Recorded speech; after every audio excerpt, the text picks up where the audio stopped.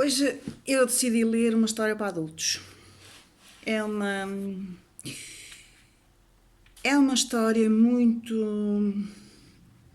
autobiográfica e como tem uma parte que se passa na Páscoa, apeteceu. Ok? Então chama-se Se Tu Pudesses Ser Eu. Eu cresci numa grande casa, tão diferente do nosso apartamento, onde todos os dias é uma luta para que cada um de nós possa ter direito a um espaçozinho só seu. Talvez por isso a minha filha do meio só me deu um 4 mais, numa escala de 1 a 5, pela minha paranoia com as arrumações e as limpezas. E eu bem sei como sou. Quando começa a mudar os móveis de um sítio para o outro, experimenta neste canto, arrasta para ali. Ai, as minhas costas que dei um jeito. E pobre de ti, Manel. Quando chegas a casa e tiras o casaco para cima do sofá, ele voa para cima da televisão. E tu desabafas. Lá andaste tu às voltas com a casa. Nunca sei onde está nada. Eu defendo-me. As tuas coisas estão no mesmo armário. Só o móvel é que mudou de sítio. Tens lá a tua papelada toda. Os papéis do IRS, as revistas do Expresso, aquela tralha toda por pôr em ordem os recibos do multibanco da água e da luz que já paguei e que tu andas há que tempos para agrafar às faturas e depois furar direitinho para pôr nas tuas capas e mais capas. Bem que me deu vontade de deitar metade ao lixo. Mas nada. Porque não deixas ficar tudo na mesma? Que mania de andar sempre a mudar tudo? Só te falta pôr a cama de casal na sala. De resto, acho que já tudo andou a passear. Dás cabo dos móveis, que já gingam por todos os lados. Arranhas a tijoleira. Pois. Mas aproveito. E tiro o cotão que se acumula aos montes. Montanhas. Nesta casa é a única forma de ficar limpa e, ao mesmo tempo, olha, faço atividade doméstica com alguma atividade criativa. Já que não vejo jeitos de mudar a casa, menos mudo de tudo. Os móveis de um canto para o outro. E ora, diz lá que a sala assim não ficou mais espaçosa. Tiveste resposta? Nem eu. Tenho uma amiga que diz que noutra encarnação eu devo ter sido decoradora. Capaz, quem sabe, esse tipo de coisas exercem sobre mim um certo fascínio. Deve ser também por isso que eu gosto de dormir e sonhar e depois quando consigo recordar os sonhos é como uma sessão de hipnoterapia doméstica. É tudo uma grande confusão. Às vezes sou irmã dos meus filhos, outras vezes és tu o meu pai, sei lá. Outro dia revi exatamente como era a minha casa. O tal casarão, antes de lhe terem feito obras, portanto, no tempo em que eu era mesmo pequenina. Andei por lá, entrei nas divisões, lembrei-me de tudo, exatamente, com uma nitidez fantástica e até assustadora. Senti os cheiros, apalpei paredes úmidas e frias, ouvi os sons, os cães, os galos, e ao entrar na despensa do fumeiro, até parecia que sentia o sabor do azeite na boca. O que era estranho era eu conseguir ver-me ali, magrinha, curiosa, com os olhos tristes, com vontade de absorver tudo à minha volta. Devem ser assim as tais viagens no astral? Digo eu. Não sei. Nas minhas sessões de meditação não consigo chegar tão longe. Só sei fazer a respiração pela barriga, relaxar, ouvir o meu corpo. A minha pobre carcaça a pedir que eu deixe de fumar, que reduza o colesterol, que goste mais de mim. Houve alturas em que consegui, sentia-me cheia de energia para mudar. O pior foi manter essa pedalada. Engano-me a pensar que se estivesse noutro lugar as coisas seriam diferentes. Mas estou consciente que me estou a aldrabar. Só se tivesse um guru espiritual que me acompanhasse sempre, assim como fazem a Madonna ou a Jennifer Lopez, que tem um profissional trainer para as manter em forma física. Se calhar um ginásio não anda assim tão longe de um culto, de um lugar de culto espiritual. Caramba, que raio de ideia tão obscena. Depois, se acordo à meia da noite, recordo episódios, uns tristes, outros hilariantes, e tenho tanta pena de não te fazer sentir. Já te disse 1000 vezes que seria perfeito se por alguns momentos tu pudesses ser eu e eu pudesse ser tu. Assim seria a comunhão perfeita, o verdadeiro conhecimento, a entrega total. Nada de coisas a contar, de buscar os adjetivos adequados, procurar a entoação das palavras, medir as frases, os silêncios. Nada disso. Só o sentir. Se calhar é isso o verdadeiro sexo tântrico. Ao nível físico, claro, mas o que eu queria dizer era que se tu me pudesses acompanhar nestas viagens ao passado, sonhasses os meus sonhos, visses com os teus olhos a miúda esquiva, sentisses com os teus sentidos as impressões que ela registra. Uma vez vi um filme de ficção em que havia algo parecido, um equipamento que se punha à volta da cabeça e nos metia na cabeça do outro, mas era só para sentir as sensações de medo e vontade de assassinar. Bom, o medo ainda podia ser.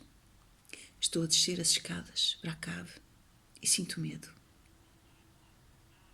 A luz que fica a meio está quase sempre fundida e eu assobio baixinho enquanto ponho os pés devagarinho nas escadas.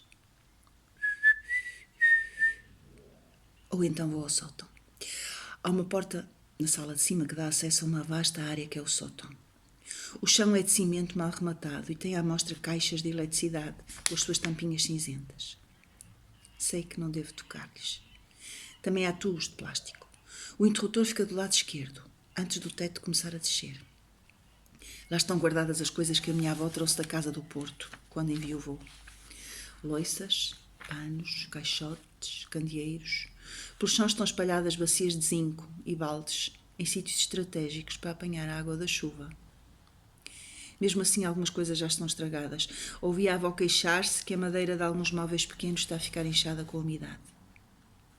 Ali, naquela caixa, estás a ver? Naquela caixa quadrada de cartão está a caveira. Uma caveira a sério. De um morto mesmo, que era do meu avô estudar medicina. Já destapei uma vez e consegui tocar-lhe, mas a minha avó estava comigo. Ela riu-se do meu medo e disse que tinha mais medo dos vivos que dos mortos. Mas eu fiquei com o coração a bater muito e um nó na garganta. Também tenho medo que haja ratos, apesar da minha mãe ter veneno espalhado pelos cantos. Ao mais pequeno ruído, desato a transpirar. Parece que fico pregada ao chão. A avó vem cá de vez em quando a mãe não está em casa. Tem saudades das coisas dela e passa a vida a dizer que dentro daquele baú está um serviço de Vista Alegre e que no outro ali ao canto está cheio de pratas e salvas que os doentes deram ao teu avô. Sempre que vai à França visitar o tio, leva-lhe algumas coisas, mas não pode carregar com muito. Aos poucos levou-lhe o faqueiro de prata, uma reprodução da Guernica, que ele tem na sala de jantar do apartamento em Paris. Jogos de panos de renda que já ninguém usa nos balcões da cozinha. Cá fora, na sala de passar a ferro, que é uma sala a todo comprimento da casa, também há mobílias que vieram do Porto. Estantes e cadeiras com fundos falsos, onde meu avô guardava o material que queria esconder da PIDE. Lá embaixo temos 2 salas, uma de jantar e outra de estar, onde nunca vamos, só quando há visitas. Também aí os móveis vieram de casa da avó, o que deixa a mãe muito desgostosa. Por várias vezes eu ouvi pedir ao pai que, se há dinheiro, lhe compre uma mobília para a sala de jantar. Ele acabou por lhe fazer a vontade, bastantes anos depois, já eu era adolescente. Foram a Passos de Ferreira encomendar uma mobília que diziam rústica e que a mim sempre me fez lembrar os banquetes do sheriff de Nottingham. Pela minha parte, preferia as 2 mesas quadradas, juntas, e com um cobertor daqueles grossos e amarelados por cima, a esconder o remendo e as 8 pernas. A avó fez um cordão grosso em crochê com lã castanhada e a mãe cozeu uns floripanços e arabescos no cobertor e ninguém diria que por baixo se escondiam as mesas desconchambadas. Ainda era assim no tempo das amêndoas de licor da Dona Nani. Na Páscoa, ela era sempre convidada e entrava pela porta principal da casa. Mais uma, que só se abria quando havia visitas, senão entrava tudo pela garagem. Ela entrava então amparada pelo motorista e volta no mexar porque cheirava a perfume de velha e trazendo na mão, que não segurava a bengala, uma caixa de amêndoas de licor. Tão bonitas. Aqueles bebezinhos rosados, as ervilhinhas, os tremoços, mas sobretudo os bebés. E depois quando se punham à boca, sabia um mal que se fartava. Virava-se o cobertor amarelo ao contrário, para não se sentir o cordão de crochê por baixo da toalha de renda. Depois da toalha escolhida e estendida, era preciso passá-la a ferro, que a minha mãe sempre soube receber com requinte, e nem essa tarefa ela confiava à criada. Tiravam-se os pratos do serviço do armário e cabia-me a tarefa de lhes passar um pano da cozinha antes de os colocar na mesa. Assim, o desenho sempre virado para o mesmo lado, não é de qualquer maneira. Depois íamos aos talheres e ao faqueiro. Não de prata, mas dos dias melhores.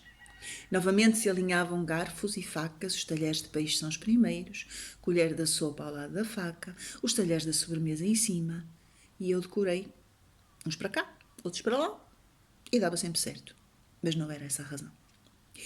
O pior era atinar com os pratinhos do pão e com os guardanapos, que eu achava ficarem mais elegantes, se enfiados artisticamente dentro dos copos. E a minha mãe dizia que era atasqueiro. Não, senhora, os guardanapos pousados do lado direito, os copos assim, os maiores para a água, a seguir para o vinho e finalmente os cálices. Às vezes ainda havia copos para o vinho branco e para o tinto e tínhamos de os ir buscar ao serviço, que mais uma vez tinham trazido de uma fábrica da Marinha Grande, quando trouxeram também umas garrafas de vidro com os colares esquisitos no gargalo a dizer vinho do Porto, ou brandy, que mais tarde sairiam do armário para estarem em cima de uma bandeja de prata sobre um móvel de castanho. No meio da mesa, uma jarra com tulipas que o pai apanhava no jardim. Belíssimas tulipas, a minha flor preferida, rivalizando com os junquilhos. Especialmente umas entre o roxo e o vermelho escuro, tão distintas as tulipas, a saberem comportar-se sempre tão bem. A azáfama na cozinha era enorme. Na véspera a mãe fazia toucinho do céu e ficava sempre nervosa, com medo que se pegasse à forma. Também era de suster a respiração, enquanto o pudim não desenformava, direitinho, a babar-se de caramelo, bem centrado no prato dos bolos, pronto a receber as pérolas recheadas, as pérolas prateadas por cima, espaçadas ao milímetro. Quando não havia naprons de papel, era ela própria que os talhava, recortando em papel branco buraquinhos e frestas. Também era assim, para depois polvilhar o toucinho do céu com canela e ficar tudo aos feitinhos. Todos os anos o pai contava a anedota de um cozinheiro qualquer que se esqueceu de pôr o "é" quando queria escrever sobre o bolo as palavras toucinho do céu. Da primeira vez ainda tive que pensar porque é que ele se ria com esta história. Depois já adivinhava que ela ia repetir. Não me lembro de haver pão de ló. Não se vendia nas lojas e talvez a minha mãe não se aventurasse a fazê-lo. Não sei. Havia tarte de maçã, pudim de café ou de vinho do Porto, docinho do céu e acho que mais nada de doces. Lembro-me sim a dos espargos. Todas as Páscoas se comiam espargos. Primeiro era preciso ir arrancá-los ao lameiro, escolher os mais gordinhos e suculentos, escavando à volta com uma faquinha. Depois raspavam-se muito bem e coziam-se em água e sal. Para a mesa ia uma numa travessa forrada com guardanapo branco e acho que apesar das etiquetas sempre me lembro de os comer à mão, chupando as cabecinhas verdes e tenras envoltas em maionese. Também havia azeite e vinagre para quem quisesse. Por exemplo, o meu pai preferia esse ao molho da maionese. Do resto da comida não me lembro. Na altura eu era um castigo para comer, segundo as palavras da minha mãe. Talvez fosse cozida à portuguesa ou cabrito assado, qualquer um manjar que me passava ao lado. Às vezes acho que havia arroz de forno. Lembro-me de toda a gente a esbracejar, a tentar arranjar espaço para pôr o alguidar de barro no centro da mesa. E do cheirinho que ele deitava, o arroz tostadinho por cima, os raminhos da salsa secos pelo calor. A seguir vinham as sobremesas e o café e os licores e a seca de ter de ficar à mesa. Só depois da dona Nani ter dado a autorização, eu podia sair e ir à minha vida. Sei lá, fazer o quê?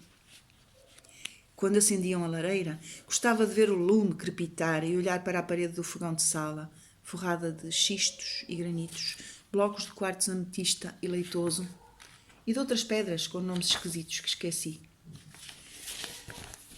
Havia também umas tábuas grossas queimadas a maçarico que faziam de prateleiras e que mais tarde guardavam os LPs do Júlio Iglesias, que eram o tesouro da minha mãe. Porém, por enquanto, apenas serviam de suporte a uns candelabros de estanho e uns santos de pau carunchoso que os meus pais tinham comprado pelas aldeias, muitos anos antes.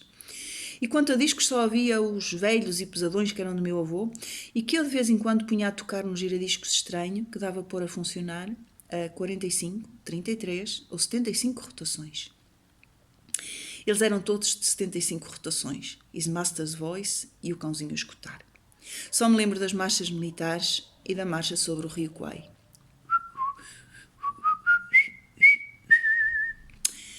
Ouvi-os algumas vezes em que tinha autorização para pôr aquela tralha toda a funcionar e com o compromisso de deixar ficar tudo arrumadinho, que aquelas salas só eram limpas de vez em quando.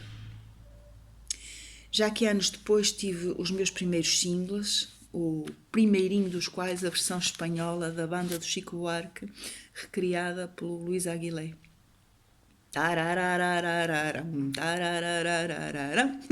Acho que desde miúda me habituei a encaixar cabos e bananas, a fazer ligações para pôr as coisas a funcionar, um bocado como aos putos de agora, que já parecem ter interiorizados os manuais de instruções dos vídeos e dos micro-ondas. Eu gostava de ficar estendida nos sofás rafados, ouvir a música roufanha e olhar a tapeçaria que havia na parede. Quando veio a mobília nova, tiraram-na de lá. Se calhar foi para o lixo, com uma pele de cobra que havia no chão. Um sujeito qualquer tinha oferecido ao meu pai e durante uns tempos ela esteve com os seus 2 metros estendida na sala de estar. Metia um bocado de nojo. Não tanto como a caveira no sótão, porque ali estava a luz do dia, mas a tapeçaria era linda. Se calhar vocês agora achavam na parola. Mas representava um grupo de ciganos à volta de uma fogueira a tocar guitarra e a rodopiar. Ao fundo havia montanhas e prados e a cena era ao fim do dia. Havia pandeiretas com fitas coloridas penduradas e tudo parecia girar e girar em volta do lume. Gira, que gira, roda que roda. E havia carroças paradas e cavalos a pastar e as saias das mulheres flutuavam e rompiam palmas e gritos de felicidade. Prazer. Puro prazer de viver, de dançar, de usar o corpo como meio de expressão. Foi aquela velha tapeçaria que me ensinou o que é a sensualidade. Que pena ter sido substituída por um aparador de castanho, estilo Rubim dos Bosques. Espero que tenham ouvido, que de alguma maneira se tenham identificado com algumas das situações. Já lá vão muitos anos. E quero desejar-vos uma boa Páscoa a todos mesmo. E fazer um brinde com o vinho do Porto, do meu pai.